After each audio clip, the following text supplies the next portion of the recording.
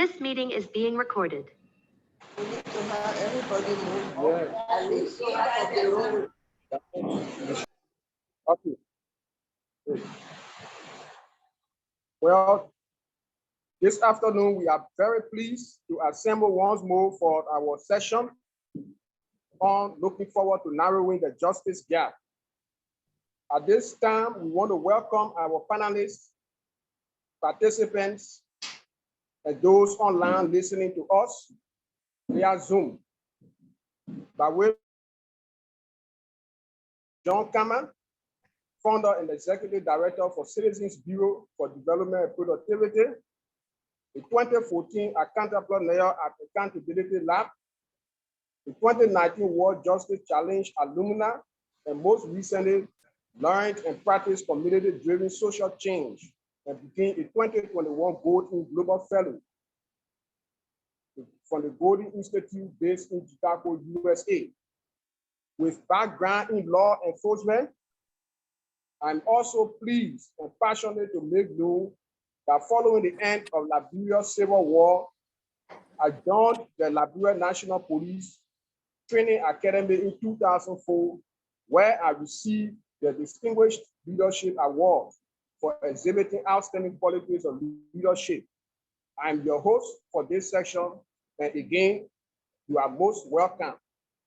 That said, our panelists this afternoon include 1, W. Lawrence Yelu, the 2, country director at Accountability Lab Liberia, is the keynote speaker for this session. He will be speaking about his work and support toward the community justice team in Liberia and seeing the future of the CJT as we move forward. 2, we have Dr. Angeline Benson. She's the CEO for Benson Hospital in Liberia and chair for the Capital's 2030 Liberia chapter. Dr. Benson will speak to us about the benefits of a just and peaceful community. We have as panelists, Randall Flynn Johnson, Executive Director, Young African Capacity Building Network, YAGNET, will share her experience with some cases resolved through Community Justice Advisor Program implemented by NAMO with support from the Carter Center. Last,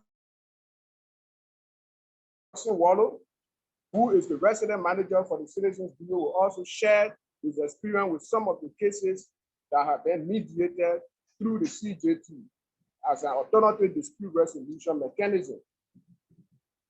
As Executive Director for the Citizens Bureau hosting this session, it is my pleasure to make known that the Citizens Bureau developed from the restructuring and reforming of the new Liberia National Police 2009.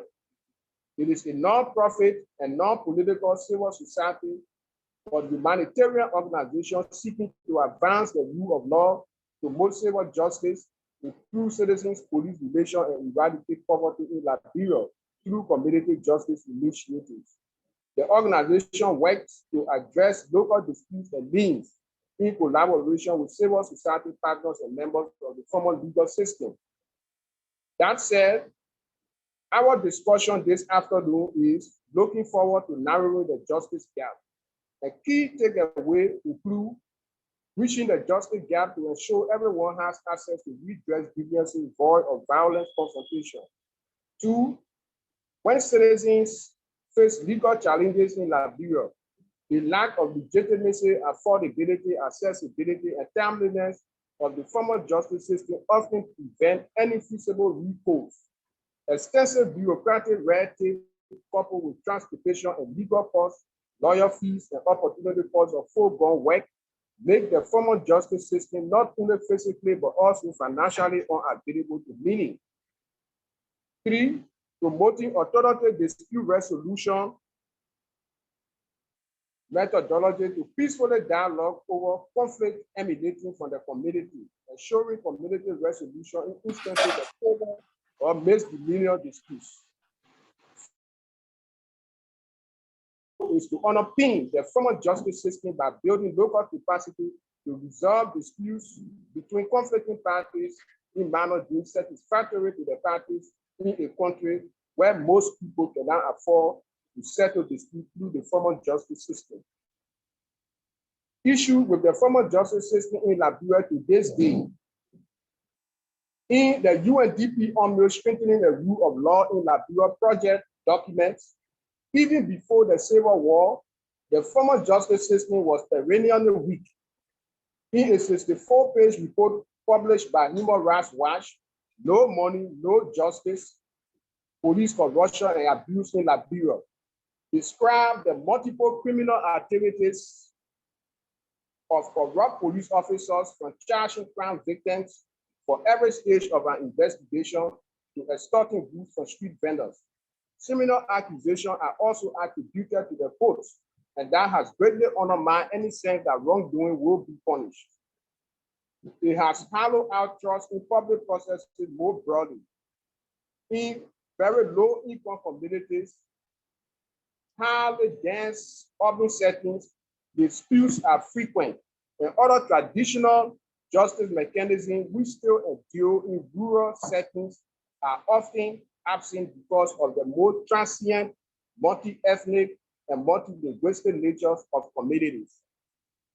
That said, our solution at the level of the CJT to solve these problems or buttress government efforts in promoting justice and maintaining peaceful coexistence within communities include addressing these issues by supporting community justice teams at the local level in insecure areas of Monrovia, Kakata, and Banga. Through the robust community, others are now familiar with the mediators and the process of the CJT that is proving to be a key driver for peace and community coexisting. This is reflected by the over 800 resolved community disputes at the 4 mediation center as of 2018 to date. In a country where most people cannot afford the formal justice system for the redress of grievances, the goal is to bring together conflicting parties so as to redress disputes in a manner that is satisfactory to the parties without having to stand before the formal judge in the formal court of law.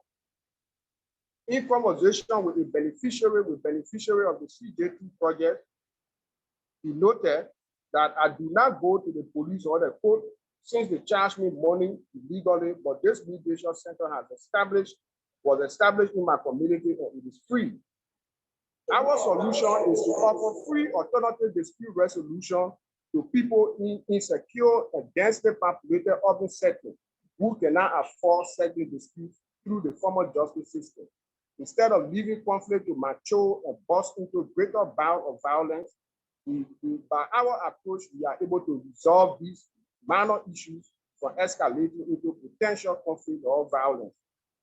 Through resolving disputes before they reach the courts, and by working with the local police to feed cases back down to the CJTs, the mediators are also reducing the burden of small cases on the formal justice system.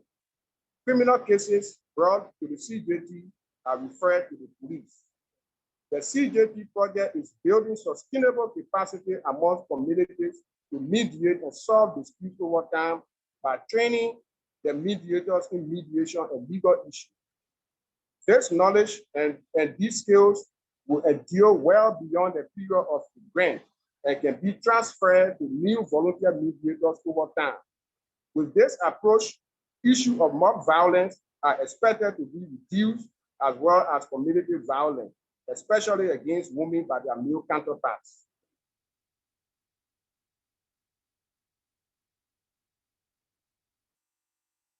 Are expected to be reduced as well as community violence against women by their male counterparts. As communities show appreciation for the tools created, it changes violence attitude and thinking of people from feeding marginal lives when it comes to justice to finding spaces that are available to hear grievances. Now, our approach has a greater impact to the community. And the outcome of this work is an informed community of Liberian citizens at the local level who can solve legal disputes, raise awareness of justice issues, and build trust within urban poor and insecure communities.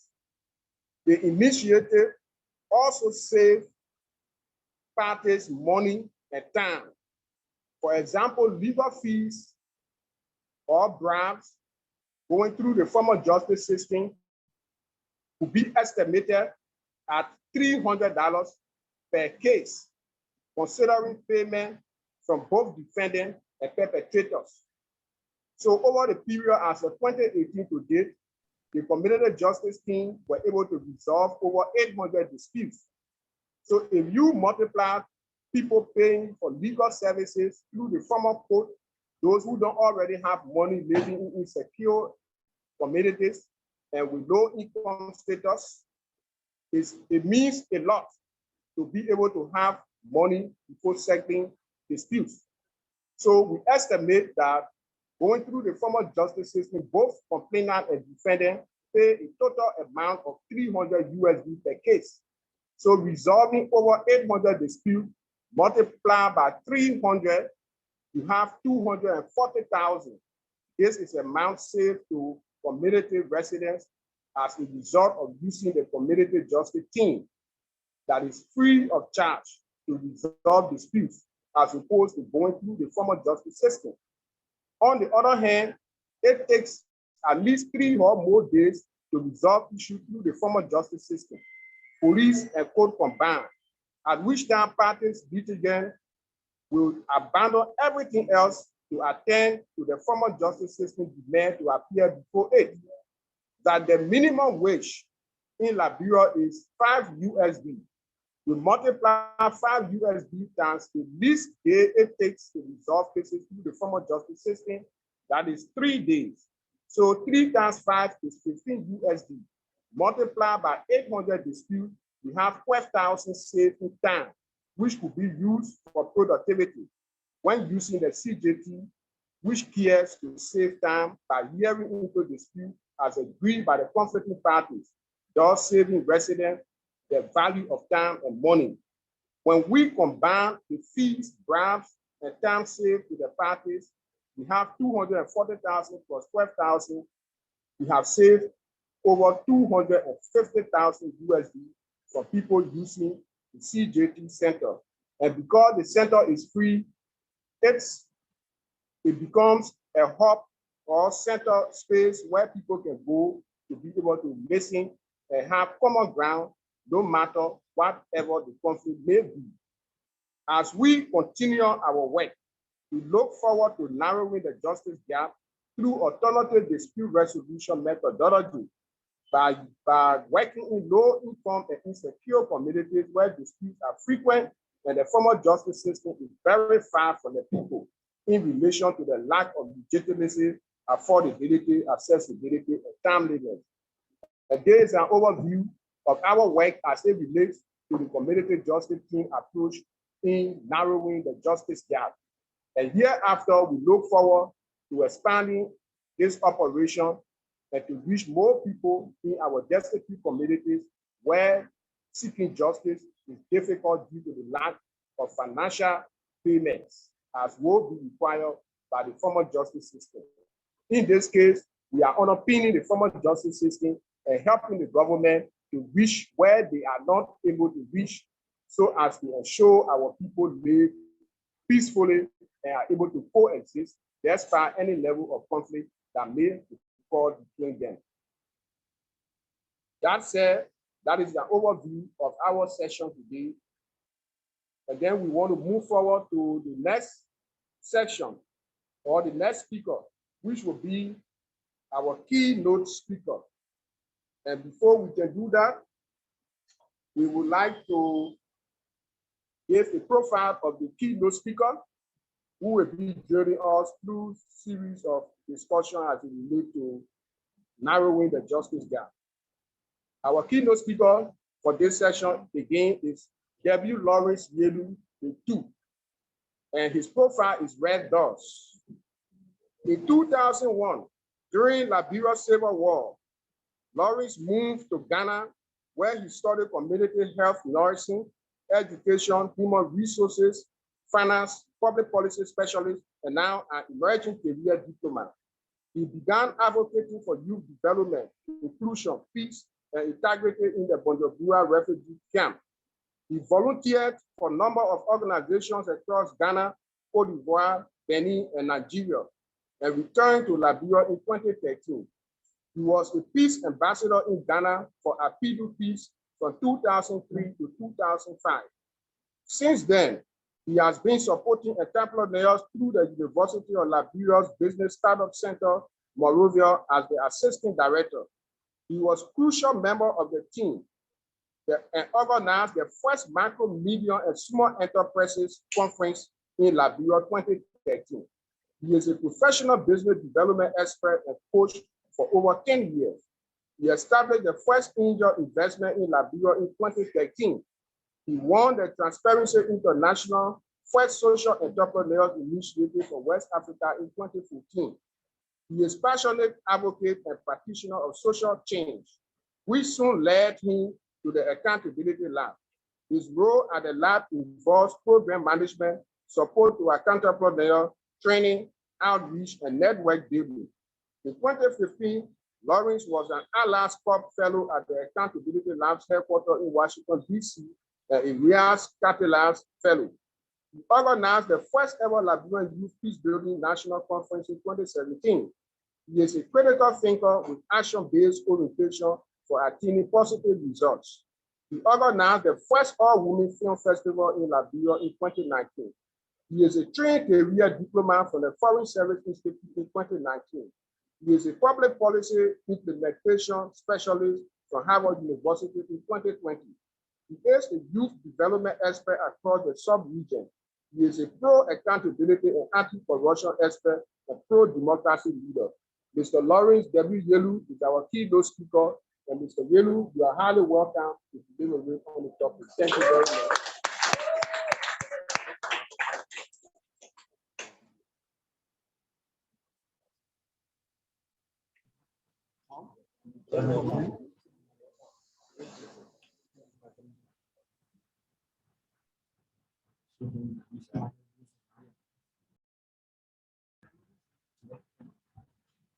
Excellent.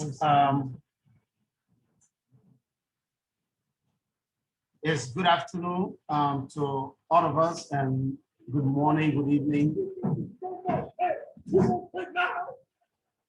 You should have quit 10 years ago when you got raped. You should have quit 10 years ago when he walked out on you. You should have been quit. You don't quit. Apologies. Good afternoon, good evening. Yeah, it's a pleasure being here. Thanks, John, for the invitation. And to all of you there, those listening, those are our partners across. Like you heard, my name is Debbie Lawrence Yelu II.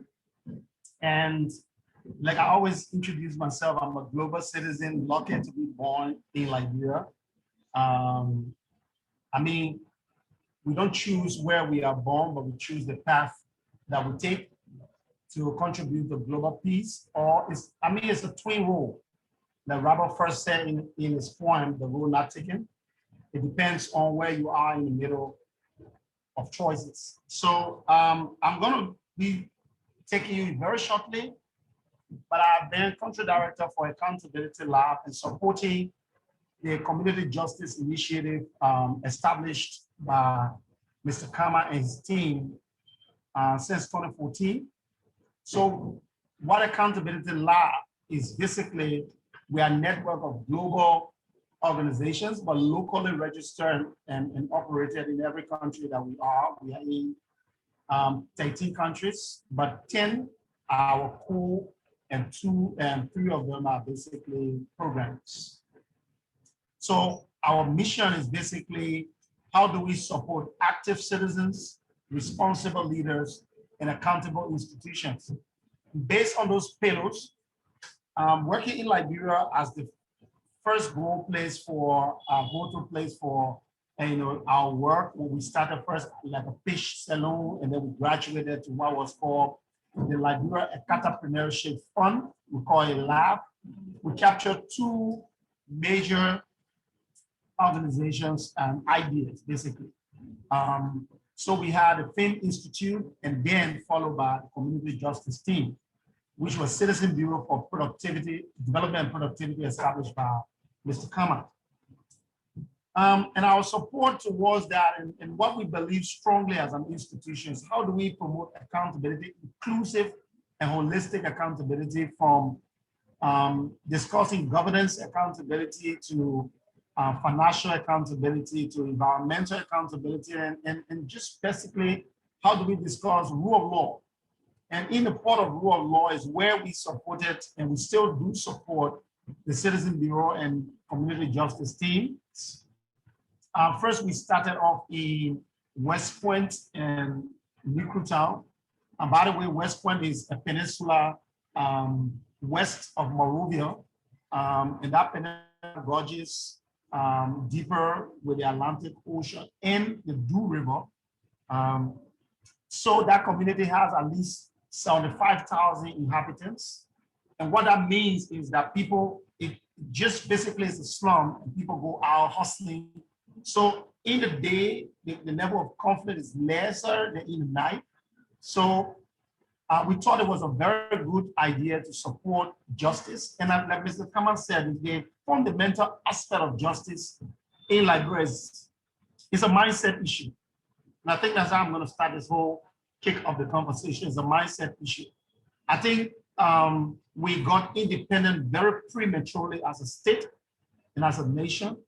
I think those who established us, with respect to them, the nation was established without considering level of education of those establishing us, the borders around which the rule of law would be established. To an extent, it took us up to the coup d'etat, that there was PRC decree that established the Liberian National Police, that led up to 2015, after the war, that brought about the Reform Act of the Liberian National Police as they use today.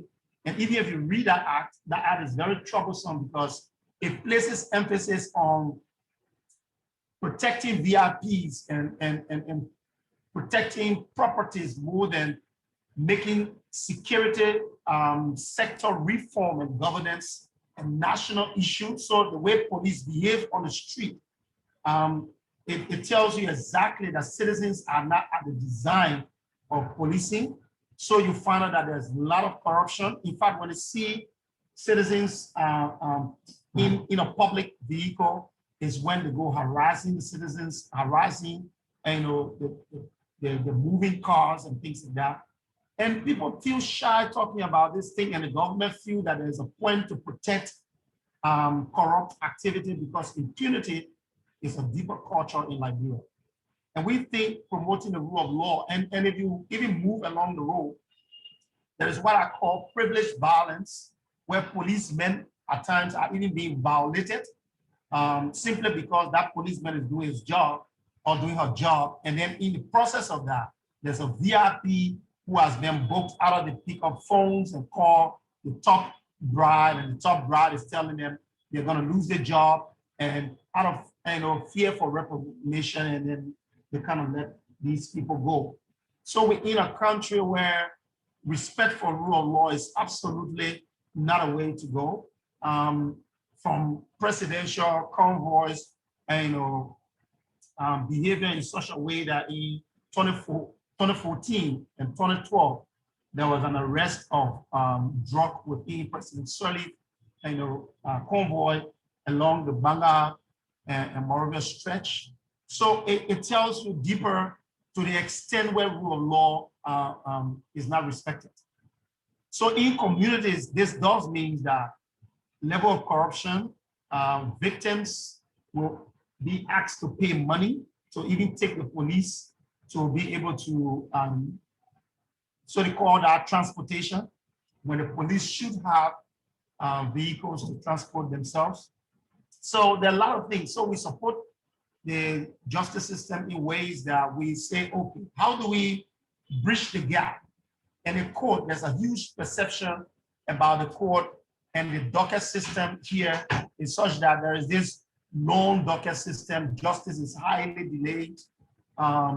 Lawyers are trying to bend cases and judges are bending cases. So there is this lack of confidence within the court system, lack of confidence within the police system. There's a whole judicial lack of confidence from, and in 2019, the first national, not 2019, but 2021, in the first National Judicial Conference, the Chief Justice made it clear that there are judges that are corrupt, but meanwhile, the Chief Justice hasn't taken one step since to correct such.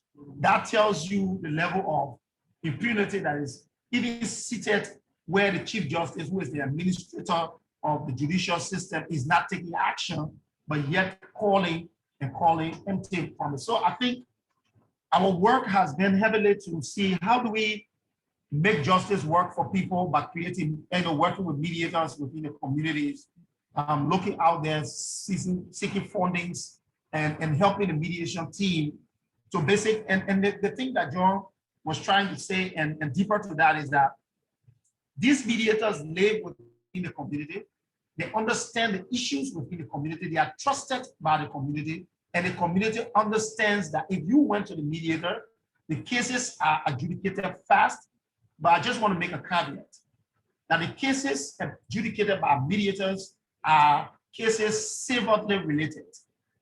They are not criminal-based cases. And when the criminal cases come to mediators, they are trained to pass the cases on to the police and then follow up to be prosecuted by the court, a competent court. And I think these are awesome jobs that have been happening. Where do I see the mediation and CJT in the coming years and things like that? I think fundamental to all this conversation is how can the government live in reality, and the justice ministry that is the gateway to policing, is the gateway to security in the country. How do they live and admit that these issues are happening and the mediators are truly helping the ADR process, and the alternative dispute resolution process is aiding to save money, save time, but most of all, build confidence between the government and the citizens. And I think that's the greater accountability portion that the government should be relying on CJT to say these guys are helping us. And I think what fosters this as well is because John and his colleagues, especially John, was trained when the police reform was taking place post-conflict Liberia. So where do I see it is the point at which there can be a larger expansion of the program, because the 3 counties that are benefiting Masurado, and there are 2 communities in Masurado, West Point and Logantown, it's small. And then when you go to Kakata, it's in Bassa community, which is one of the biggest communities. It's also small to serve the whole of Kakata. And then you also look at the Dimita Kokoyaru in Bon County, which is in Banga, it's also small. But we have Grange now, as we speak. There is this tribal war that is about to ensue. Let me not call it war, let me call it a tribal conflict based on the disappearance of one of the sons of another Dalit group that disappeared in another area. And then you can see also in River G, there's a lot of land conflict. If you go down to Sino, there's a huge puddle and a tribal divide between the Sapo and the Crew. And we can talk about it all over the country. And this requires mediation to bring serious alternative dispute to the table. And what I think that I've done there, and I want to see it more, is the fact that we've had most of the confidence being built with the police. The police trust these mediators, and they are ready to pass transfer cases to the for mediation, asking party if they want to go to mediation. And when they do say yes, they transfer those cases to the mediator. I thought that was one of the gains. The courts as well, the confidence was built with the court, and the court was transferring cases back. And I thought that relationship, that tripartite relationship between the mediators, the police, and the court, I think this builds a huge point of building confidence within our judicial system. But I think Liberia needs to, I think the mediators need to rise to the level of being paralegals. That's why I want to lift this whole conversation.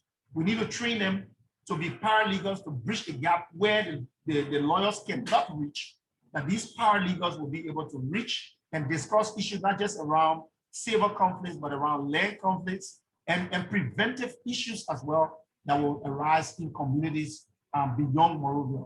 But I think our justice system doesn't have a paralegal system, but these mediators are then functioning as more of a quasi-paralegal approach, which I think is a good thing, but we look forward to seeing that. Before I close, I just want to say that Liberia, like many other countries, is especially least developed countries, is at a crossroad where rule of law should be reformed. And I think the security sector governance in Liberia is not reformed.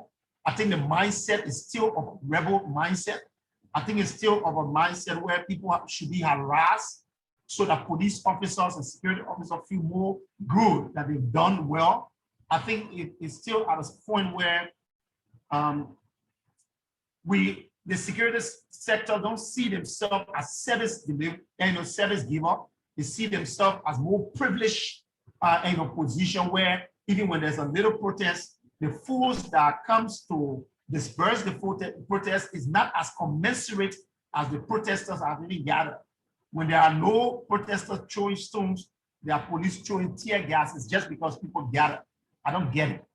And I think there are a lot of things around security sector reform that we need to go out for and push to a point where the reform is pushing towards better governance, respect for rule of law, respect for democratic principles, where inclusion is being considered, not just considered, but is also being adhered to, that the rights of people are not being violated by our security sector. And at the moment, the security sector do violate rights and at a level that for me, I think is unprecedented and has to stop. I'm going to take a pause and I'll be looking forward to the extension of the conversation, but I think the CJT, the mediation process has been one go-to justice process. We know there are other processes conducted by the Carter Center and other people, but what this mediation and the CJT does is unique because these mediators are not imported into the community. They are residents of the community, but they are trustworthy residents that are vetted through a rigorous process. And then they are also saving time, building confidence in the judicial system, but also building trust between government and citizens. I'm going to stop here. I'll be happy to receive questions when the time reaches. John, it's over to you.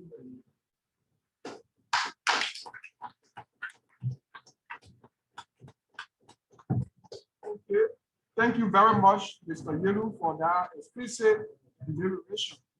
I think you make the point very, very clear as it relates to those who are mediators having the confidence in their community and their work is intended to impact the judicial system than to honor mine. I think that is very, very targeted. Now we want to move on to the next panelist, which is Dr. Angeline Benson, and she will be drilling us the value of a peaceful community, a just and peaceful communities. Dr. Benson.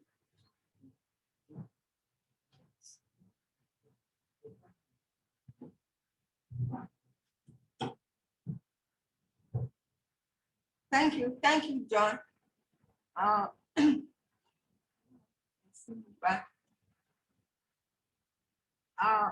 My discussion is based on the value of or the benefits of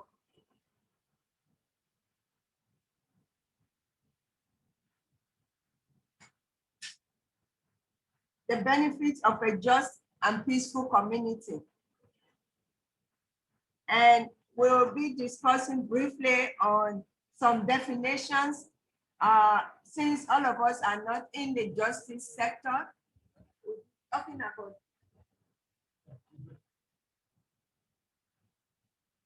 we'll be talking about the definition of justice and peace. We'll also be talking about the community groups, vocations, and the benefits of justice and peace. By way of definition, justice is the principle that people should receive. The principle that people should fairly receive what they have deserved based on the interpretation of the law, religion, ethics, and equity.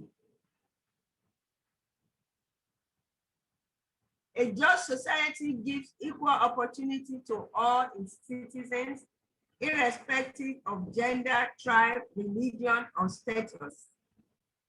So if somebody is being treated fairly, it has to be based on the law of that country or the religion or ethics, and it has to be done on equal basis for all. Peace is the concept of societal friendship and harmony in the absence of hostility and violence. So for us to live at peace, there should be no hostility, no violence. In a social sense, peace is commonly used to mean a lack of conflict and freedom from fear of violence or war between individuals or groups.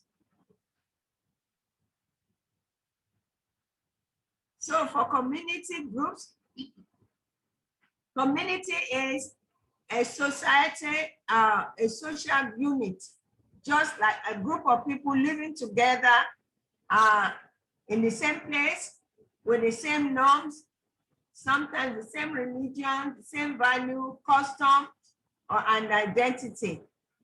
A community may share a sense of place situated in a given geographical area, like you have in a country or a village or a town or a neighborhood, or in a virtual space, whereby like we have in the communication platform.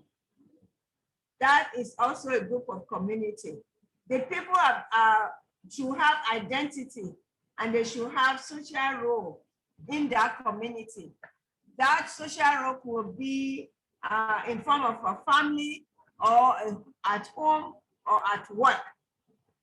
There are several platforms for people these days to share ideas, interests, and it could be professional groups.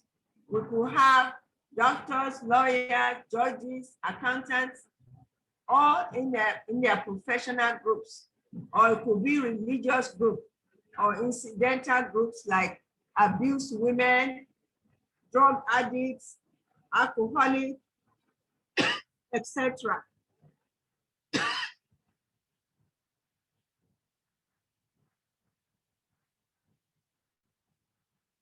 For a community, there are various interactions going on in a particular community, no matter where you live, where you are, and there are numerous benefits that could be derived from a just and peaceful community. And those benefits are a lot.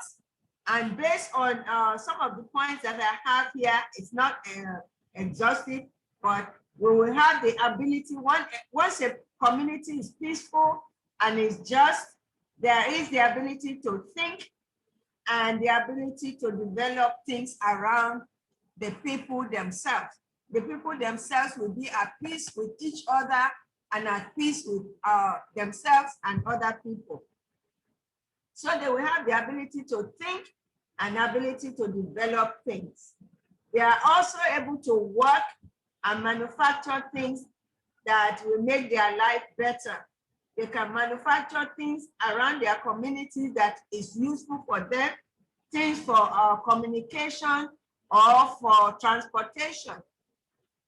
They can also be able to grow food in peace and they can have plenty of food to eat because they are able to go out and do the farming or even go into mechanized farming and be able to feed themselves and others.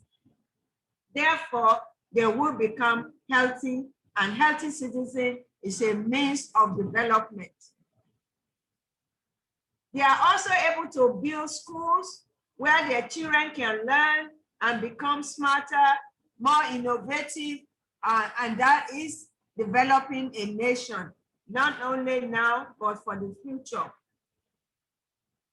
There will be more investments, and those investment will be attracted to better life for citizens by creating jobs, improving the livelihood of people who are working, as well as improving the infrastructure of the community.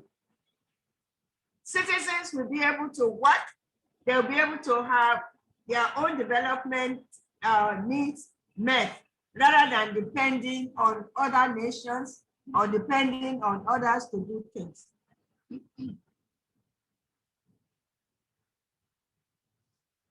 A just and peaceful community live healthier life, they live longer lives because there's no fear of violence, there's no fear of conflict, there's no fear of war to kill each other prematurely.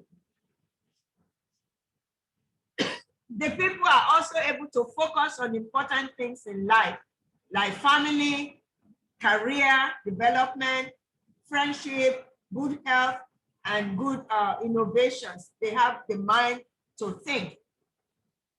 Examples of countries that have evolved from conflict and are now progressing very fast are Rwanda, as we have heard in some of our other presentations.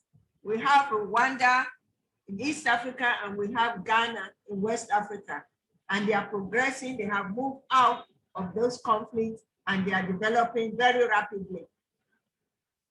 They have a zero tolerance to corruption and are well focused on development and infrastructure.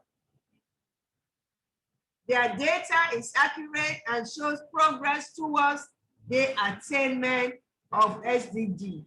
So in Liberia, once we have more peace and development, we can also focus more on attainment of the SDGs. So we hope to move to that direction. That is why we are happy that the Catalyst 2030 has put together this 1 week where we were able to deliberate on some of those important issues. I thank you. Thank you.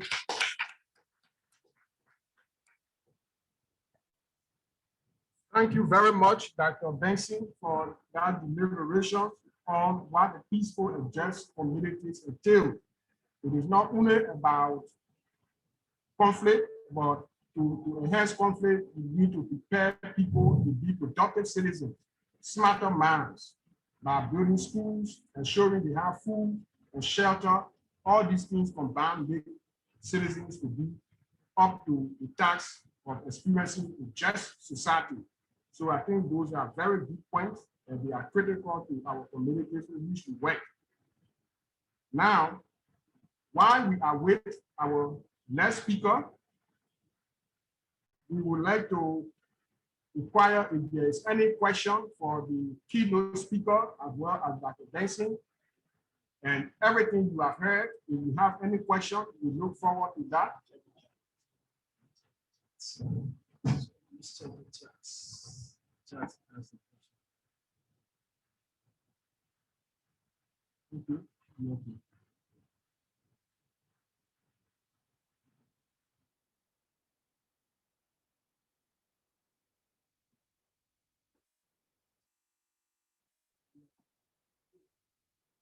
we have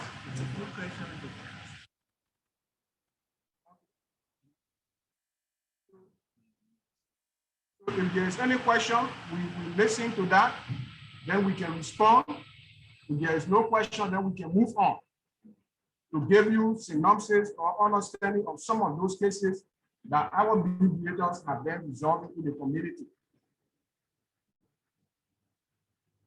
We read some comments here saying, thank you everyone for joining us in this important conversation.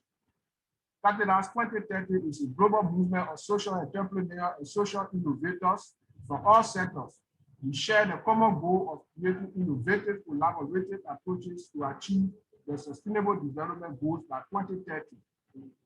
So that is it about Catalans 2030, a very powerful group and platform making accessibility very possible to everyone, where people exchange ideas and resources to enhance efficiency in whatever they are engaged with to achieve the SDGs. Now, for instance, some of the cases that the mediator have resolved, we'll let us give an example of a woman called Beatrice. Beatrice lived in the slum community of West Point, which was previously described. She's a children mother. She told her experience about misunderstanding between her and a neighbor over drawing water from the well that resulted to lawsuit against her at the West Point Magisterial Court. While at the court, she heard about the mediators at her disposal. She identified the issue with the mediators. They met the court officials, that is, the mediator met the court officials, and the matter was turned over for the mediators to resolve by the court. Beatrice, the children's mother, wondered how would she have handled the situation alone without the mediators. She was very certain that it meant sending her to jail because she didn't have the bond fee to pay, and she could not afford it. Now, the mediator's intervention was able to bring about dialogue between she and the parties at conflict, and they all saw reason to be able to resolve their differences, understanding that they are neighbors and they will continue to need each other as they live alone. And through that intervention, the mediators were able to bring peace between the parties and they settle their differences in a manner deemed satisfactory, so that they become one another's keeper instead of resolving conflict through the formal system, where the conflict will not be resolved at the root, since it is about application of the law. But at the mediation center, the mediators go deeper into understanding what may have been the root cause of the conflict. And from that point, the conflict is resolved sustainably. And today, Beatrice, the children's mother, is very appreciative of the CJT work in her community. We also have Porto from Banga. She said she didn't choose to go to the police because sometimes she wants people to be advised about their wrong behavior and to be able to make change. But the formal system, there where people apply the law, is about application of the law. So they do solve it the way CJT does. So she, for example, you want people counsel, a police or court apply the law and put people in jail. So based upon those reasons, she found much interest in using the CJT whenever she had the spirit emanating from the community as a medium through which she can bring about, that can bring about lasting and sustainable resolution as opposed to opting for the formal justice system. So these are just experiences of some of the issues that come to the mediation centers that have been resolved by the mediators. Cases like witchcraft, it is not admissible in the court, but people believing in witchcraft activities can cause a lot of confusion between parties. It leads to severe conflict in the neighborhood as neighbors accuse one another of initiating children into witch activities. This was one of the cases that came to the mediation center in local time. This particular case went to the court, but the court had no way to solve a witchcraft case. So they basically would be concerned about violence occurring as compared to resolving witchcraft case.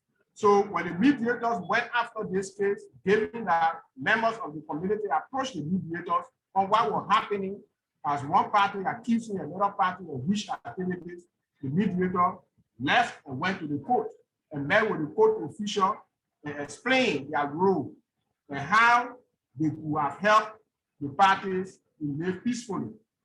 So when the case was brought back to the community members were involved in handling the dispute, in ensuring dialogue at the Community Justice Center. And one of the things that came out was take this child for delivery by making sure that she goes for prayer. She's able to be in the prayer yard until the evil spirit is driven away from her. Then she can come back to the community. That method the mediators applied by ensuring that the religious practitioners came in and took this girl for delivery. And then they were able to pray over her, and the community believed by so doing, the evil spirit had washed away from her. And that helped very much in bringing about understanding between the conflicting parties and the need for them to live by each other, believing that through the conduct of prayers, the evil spirit have been driven away. And the mediators are able to follow up after time to ensure that the parties are at peace and to be able to step on any other things that they want to develop as a result of the conflict. So based on this approach of following up of cases by the mediators, we can say safely that there has not been an instance of recidivism where a particular issue where a savor issue was resolved, and then the parties came back to the mediator to say this case was handled, and yet we are now at peace and we are dissatisfied. The strategy applied by the mediator is to follow up months after to make sure that the parties are at peace, and that has been helping in a greater way to maintain stability and peaceful coexistence amongst low-income residents. That is some of the ways in which the mediator go about in handling these disputes. The mediator set ground rules to make sure that the parties accept those rules and the parties express satisfaction in proceeding with the case.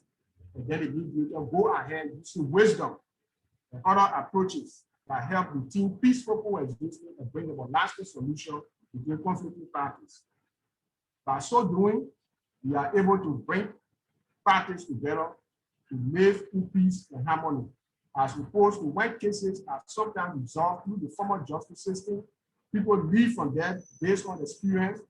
They will be challenging one another in derogatory manner, so as to show that I must supreme. I can do anything to you, and we go to the formal justice system tomorrow. I will use my cash, and I will come right back in the community, and you will not open your mouth on me anymore. When these things happen, it leads to greater confusion and more violent conflict, in the sense that if you took me to the police station and disciplined by the police, and we come back in the community, you will not care for me in the case, for example, where fire is burning my house. Instead of you be there as a protector, you would prefer not to talk or to even give information about the bad that is happening. Rather, you will pray that the fire should consume me and my family. That is an example of what happens when people resolve issues through the formal system without going to the root cause of the conflict. So these are some of the issues the mediators at the level of the community justice and partners are actually addressing in densely populated low-income communities where residents cannot afford the formal justice system for the redress of grievances. Thank you very much. We will still look forward. If there is any comment or questions, we look forward to that. Yeah.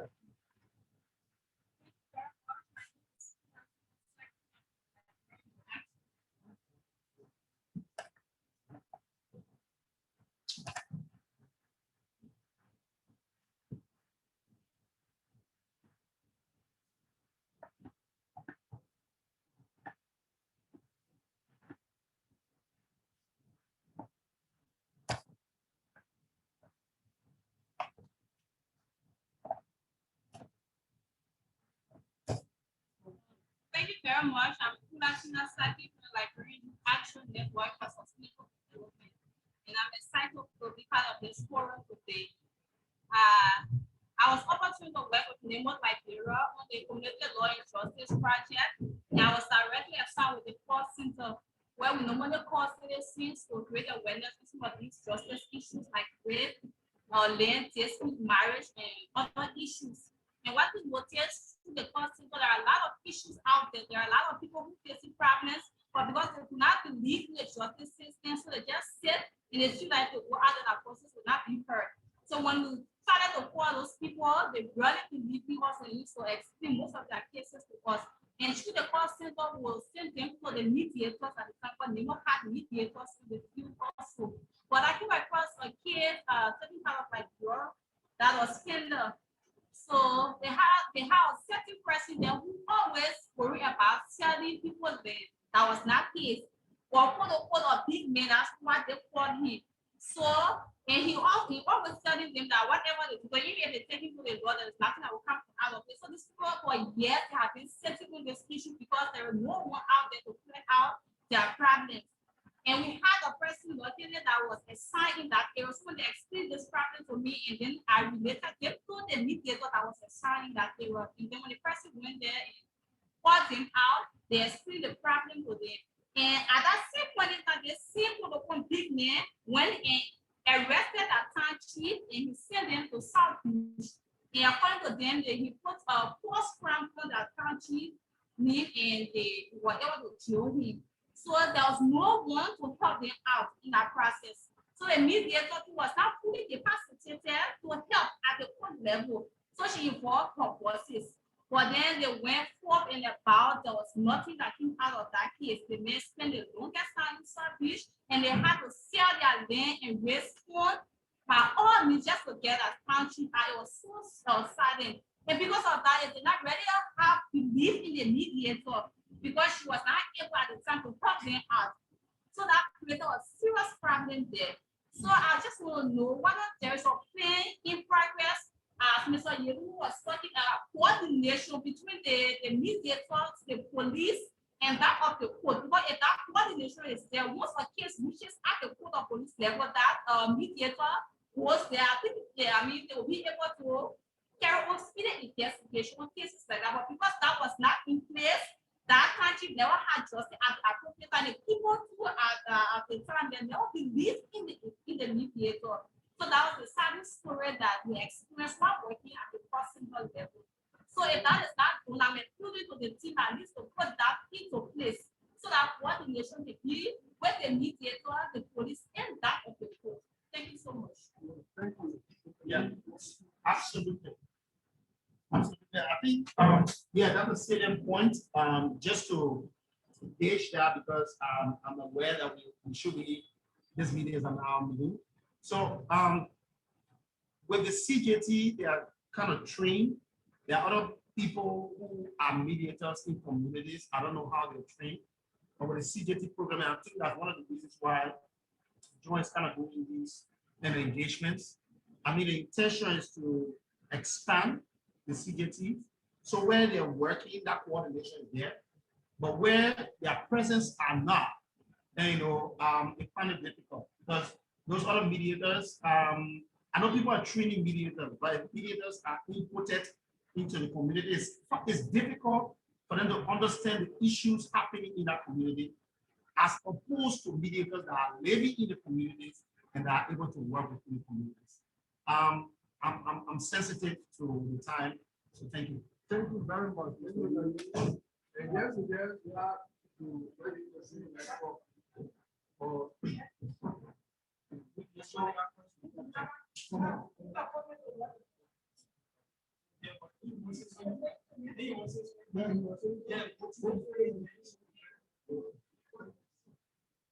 for the mediation that we developed, it was so great because it empowered us to get to police stations and we got cases from there that needs to be. And so for the mediations, the mediators are talking about, you are not really keen in that direction as compared to the other countries like mediation. For us, for example, we take the phone now of the principal from this minister, and have the phone, I can go for the matter of impacting the community.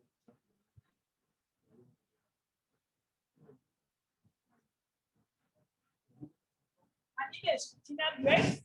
I am a mediator of the committed justice team. Let me say that the committed justice team has been helpful because the mediation has saved time and resources for citizens who have been struggling to seek access to the criminal justice system.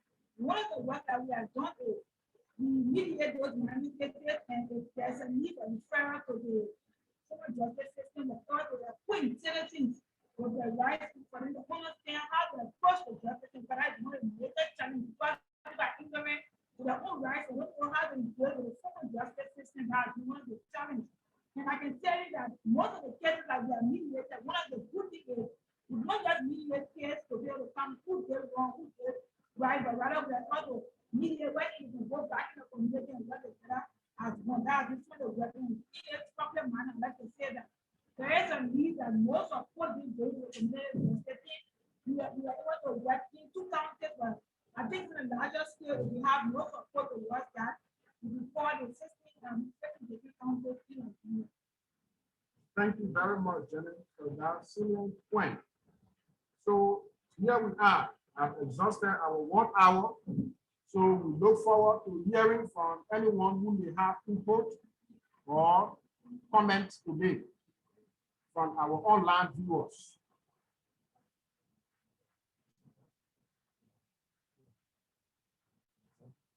Yeah. So thank you for showing up for this conversation. It was nice having you at this juncture. We want to close the session as we have exhausted our time. Thank you very much. Thank you. Thank you, John. Thank you, everyone. It was very nice. Thank you. Thank you.